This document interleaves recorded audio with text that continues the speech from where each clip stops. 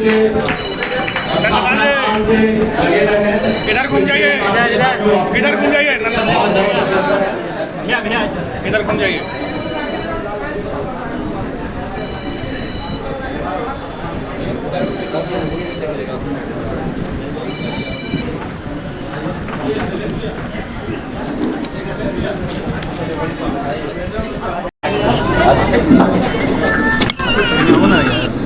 Photo खींचिए। आइए नंदलाल भैया। अरे नंदलाल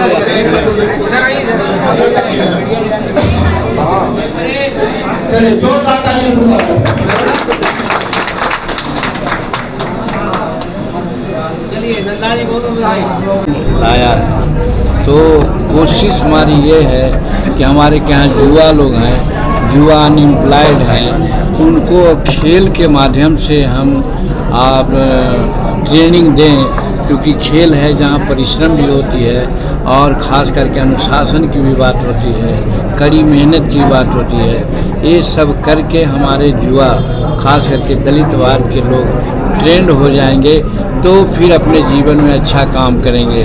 और चाहे क्रिकेट हो, चाहे वॉलीबॉल हो, चाहे बॉल हो, फुटबॉल हो या फिर बैडमिंटन हो, ये सारे चीज़ हम लोग लाया है। अभी आंशिक रूप में हमारा डेरा पर बोधिया में रखा हुआ है और इनको हमने कहा है कि हरिजन शिशु का टोला जहाँ 100 घर का है वहाँ जाइए। अगर लड़कियां भी हमारी बैडमिंटन खेलना चाहती है उनका भी टीम बनाइए, और जहां वॉलीबॉल खेलना चाहते हैं वहां बनाइए। फुटबॉल और क्रिकेट खेलना चाहते हैं, अगर बड़ा गांव है तो 2 टीम बनाइए, अगर एक गांव है तो छोटा तो 1 टीम बनाइए। और इस तरह से सैकड़ों टीम बने और सबको हम ड्रेस भी देंगे, ट्रैक सूट वगैरह होता है, शू होता है, वो सब देंगे। और इनको कहा है कि सबको बांट दीजिए और बांट करके ट्रेनिंग करवाइए कुछ दिन। 20 अप्रैल से 24 अप्रैल तक गांधी मैदान में एक बहुत बड़ा आयोजन करने जा रहे हैं, जिसमें जितना भी टीम गया जिला में बनेगा, खास करके हमारे संसदीय क्षेत्र में बनेगा 100-200 टीम, सबको देखिएगा। प्योर ड्रेस में लोग आवेंगे, अपना प्रैक्टिस करेंगे और वहाँ कंपटीशन करावेंगे। जो फर्स्ट सेकंड आवेंगे उनको पुरस्कार देंगे, और जो फर्स्ट सेकंड थर्ड में आवेंगे अगर वो प्रांतीय स्तर पर खेलना चाहेंगे तो वहाँ भी उनको चुनाव कराने के लिए ले जाएंगे। प्रांत से अगर आगे बढ़ना चाहेंगे तो उनको राष्ट्रीय स्तर पर ले जाएंगे। कहने का मतलब खेल की स्पर्धा और खेल के विधा से हम यहाँ के शेड्यूल कास्ट के साथियों को आगे बढ़ाने का प्रयास कर रहे हैं। जो CSR फंड से उसका पैसा ला रहे हैं और आएगा और विस्तार रूप में देंगे। 100-200 टीम बनेगा, सबको हम इस तरह की व्यवस्था करेंगे। सर, तेजस्वी यादव ने शराबबंदी को विफल बताया है और इसमें कहा है कि सांस्थानिक भ्रष्टाचार है। देखिए, जब तेजस्वी प्रसाद की बात आप बोलते हैं तो मैं तो कहता हूँ कि दिल पर हाथ रख करके वो बोले। बालू माफिया कौन है और शराब माफिया कौन है? वो सब उन्हीं के आदमी हैं, वही लोग गड़बड़ करते हैं। तो चोर मचावे शोर हिसाब कर रहे हैं। और रही बात शराब का, तो शराब नीति को सर्वदलीय लोगों ने स्वीकार किया था, बनाया था। हम भी उसकी आलोचना करते हैं कि शराब नीति ठीक है, लेकिन क्रियान्विति में कहीं न कहीं गड़बड़ी होती है। आज लाखों केस हमारे गरीब तबके के लोगों पर दे दिया गया है और जो बड़े बड़े तस्कर हैं वो भाग रहे हैं। कारण है वही तेजस्वी प्रसाद के लोग हैं जो बच जाते हैं, लेकिन अपना मुंह काला नहीं हो इसके लिए वो खास करके ऐसा बोलते हैं कि यहाँ पर शराब नीति खत्म है, शराब नीति ठीक नहीं है। शराब नीति ठीक है, इम्प्लीमेंटेशन में कहीं गड़बड़ी हो रही है और इसमें सभी लोग मिल करके हम लोगों ने नीति अपनाया था। हम लोग सब लोग सकारात्मक सहयोग नहीं दे रहे हैं। नीतीश कुमार जी ने तो जब ज़रूरत होती है तो उसकी समीक्षा करते हैं और किया है। और थर्ड समीक्षा में तो आपने देखा होगा कि शराब पी करके कोई जा रहा हो उसको उन्होंने जेल भेजने का आदेश नहीं कहा है, उससे पेनाल्टी लेके छोड़ दीजिए। या एक कुछ शराब ले जा रहा है पावर हासिल तो भी उसको पकड़ना नहीं है, उसको छोड़ देना है कुछ पेनाल्टी लेके, लेकिन हो रहा है उल्टी। जो हजार लीटर 2,000 लीटर ले जा रहा है उसको लोग छोड़ रहे हैं, और आधा लीटर और हाफ लीटर पौन लीटर ले जा रहा है उसको पकड़ के जेल में भेज रहे हैं या कार्रवाई करवा रहे हैं। ये गलत है, इसमें सरकार को सुधार लाना चाहिए। ममता बनर्जी प्रधानमंत्री ने कलकत्ता को जंगल राज का दर्जा दिया, बिहार की तरह जंगल राज कलकत्ता भी ममता ने बना दिया। देखिए, हम तो यहाँ सदस्यता अभियान के लिए आए थे और आप लोग हंसुआ के ब्याह में खुरबा का गीत गाने लगे, लेकिन जब पूछते हैं तो मैं सही कहता हूँ कि बंगाल का जहाँ तक सवाल है, बंगाल हर दृष्टिकोण से पिछड़ा राज्य है, और ख़ास करके गरीबी की स्थिति वहाँ ये है कि आप जाइएगा सड़क किनारे तो झोपड़ियों का अंबार लगा रहता है, और झोपड़ियों के नज़दीक ट्रक लगा रहता है।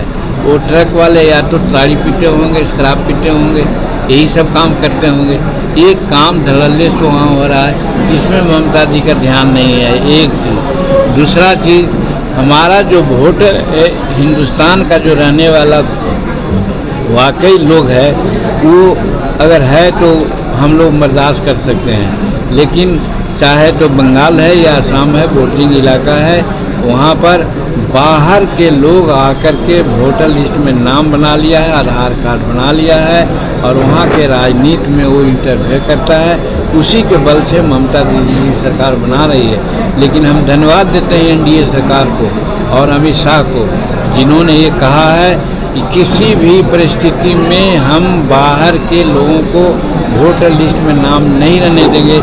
इसीलिए SIR चल रहा है, और SIR चल रहा है तो उन लोगों को बड़ा पिरपिरी लग रहा है। वो लोग इलेक्शन कमीशन पर सवाल उठा रहे हैं, तो इसीलिए कि वो जान रहे हैं कि गलत लोगों के वोट से हम जीत रहे हैं। वो हमारे वोटर नहीं, बाहर के लोग हैं, इन्फ्लेटेटर जिसको कहते हैं। तो ये कितना दिन चलेगा? तो काठ की हांडी ज़्यादा दिन नहीं चलता। तो उसी प्रकार से अब एनडीए की सरकार चुस्त हो गई है। अब समूचा देश में, न सिर्फ बंगाल में, न बिहार में, न असम में, समूचे देश में SIR करके, चूँकि बाहर के लोग इन जगहों में तो ज़्यादा है, बंगाल और असम में, लेकिन उसके अलावा बिहार में भी है, मद्रास में भी है, केरल में भी है, और उत्तर प्रदेश में भी है। सब जगह चुन चुन करके उन लोगों को बाहर किया जाए। सर, असम के मुख्यमंत्री हेमंत बिस्वा शर्मा राहुल गांधी को पागल कह रहे हैं। असम के मुख्यमंत्री हेमंत बिस्वा शर्मा राहुल गांधी को पागल बता रहे हैं।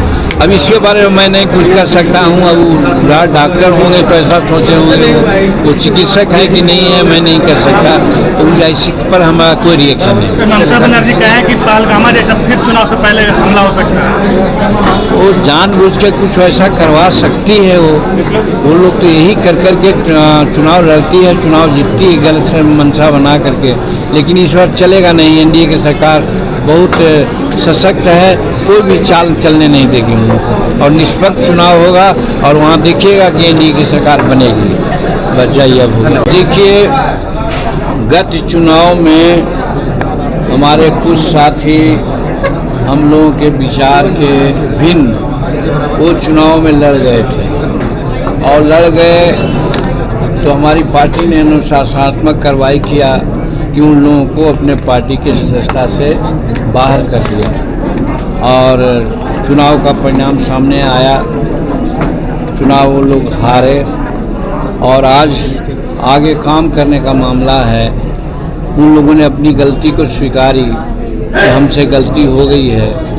तो हम लोग समझते हैं कि हमारी पार्टी छोटी है, अगर हम सबको दरकिनार करते जाएंगे तो अंत में हमारे साथ अकेला हम एक दो को रह जाएंगे। तो इसीलिए हम लोग सबको ले करके चलना चाहते हैं, सबको साथ लेकर चलना चाहते हैं, और जो अपनी गलती महसूस कर लिए तो गलती महसूस करने के बाद उनको क्षमादान देने की बात आई, और हमारा राष्ट्रीय अध्यक्ष का आदेश हुआ कि सबको पार्टी में मिला दिया जाए। और इसीलिए आज पार्टी के सदस्यता अभियान के साथ साथ मिलन समारोह का आज आयोजन किया गया, जिसमें नंदलाल मांझी जी सहित दर्जनों लोग जो बाहर चले गए थे आज पार्टी में मिल लिए। सबको हम लोगों ने स्वीकार किया, उनको सहयोग के लिए आश्वासन उन्होंने दिया, अपनी गलतियों को उन्होंने महसूस किया।